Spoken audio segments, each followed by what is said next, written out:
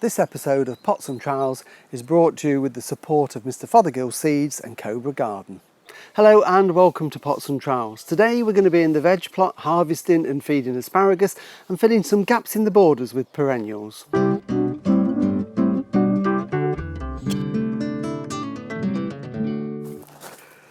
Well, I thought we'd start today in the veg plot and on the asparagus bed. Asparagus is one of our favourite vegetables. It's a perennial, so it comes back every year and it gets better with age. And if you remember, back in November, we cut down the tall ferny foliage to ground level to prepare it for the winter.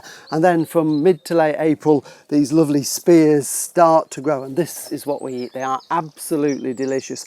And we let them grow right the way through May till about the 21st of June, the longest day. Then we stop cutting and then we allow all the foliage to grow back again, and that builds up the roots ready for next year. They like a well-drained soil. That's the important thing. If you're on clay, grow them either in raised beds or you plant them on mounds, but they don't like to be stood in water at all. So this bed's been in for a few years now. We've had quite a few cuttings off it already, and we tend to cut every 2 or 3 days. Now we've had some rain, thankfully, they'll start and grow even more. So this is the perfect size to cut. We always use a knife to cut them, and never cut them above ground level. We want to be cutting them just below. And if I just move a bit of the soil there, you can see the stem is a bit white, and we want to be cutting ideally about an inch down below, like that. And that is a perfect spear of asparagus. They are so tasty. So I'm going to harvest some of these now, and we're going to enjoy these later on. But the other thing that I also want to do at this stage is to feed them. It's sort of halfway through the season of growing, so we want to make sure they've got nutrients, because they use a lot of energy to produce these spears. So all I'm using is just a granular, this is poultry pellet fertiliser, but you can use any fertiliser you use. You could even use a liquid feed if the ground's dry. And I'm just going to sprinkle a little bit all over the rows like that.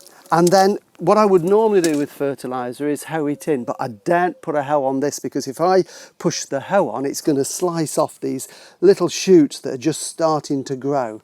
So what I'm going to do is, you could use a hand fork or a little garden fork and literally just tickle that into the surface. So I'm not going to cause any damage at all, but it means that the fertiliser is mixed in with the damp soil. It will dissolve, go down to the roots and do its job. So brilliant to grow it in the garden.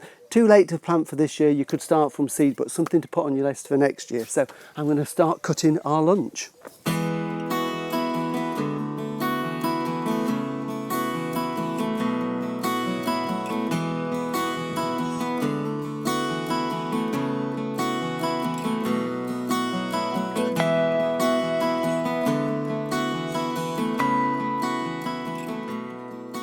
So we're going to enjoy that asparagus later with some fresh eggs from our hens. It will be absolutely delicious.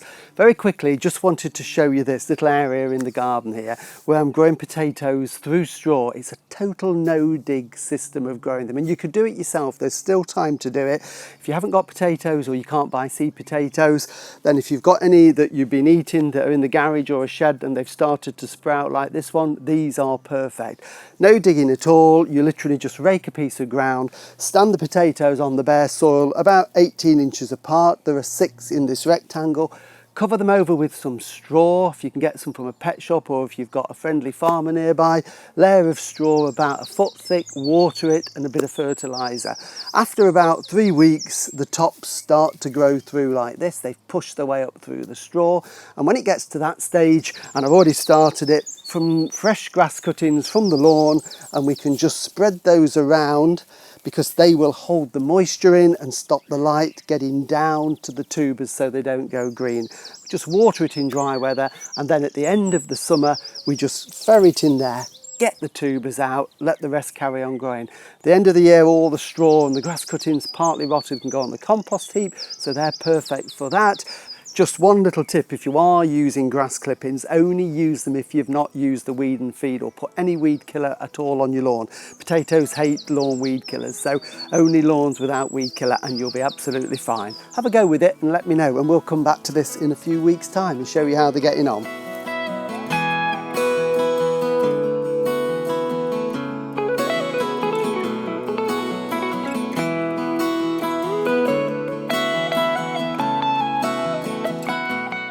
Well, May's a really good time in the garden. There's so much blossom and flower and lovely new shoots. It's lovely to be out there and see everything growing.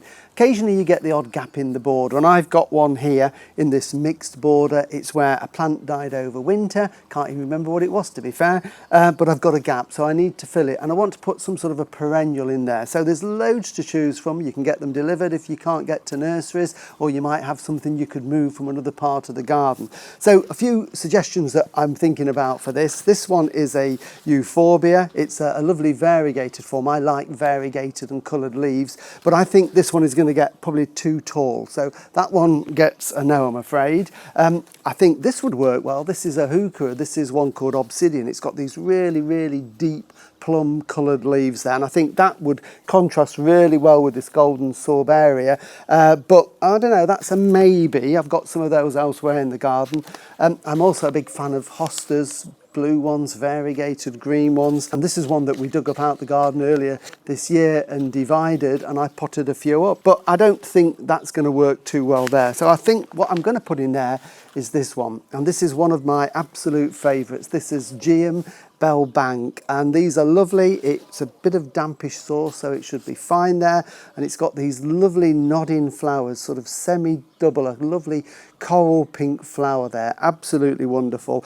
It originally was discovered in North Yorkshire, not far from where we live, by the late great Geoffrey Smith of BBC fame. He discovered it on a walk, named it Bell Bank, and it is a beauty. So if you can get hold of this one, it's worth it. So I've already prepared the hole there, so I'm going to knock that out of the pot. It's not too root bound, so I don't need to worry about it, and then it's just a case of putting the soil back round it, giving that a good firming, and then that will be given a water to make sure it's established, and that will make a lovely clump there, and every May we're going to be rewarded with these beautiful flowers.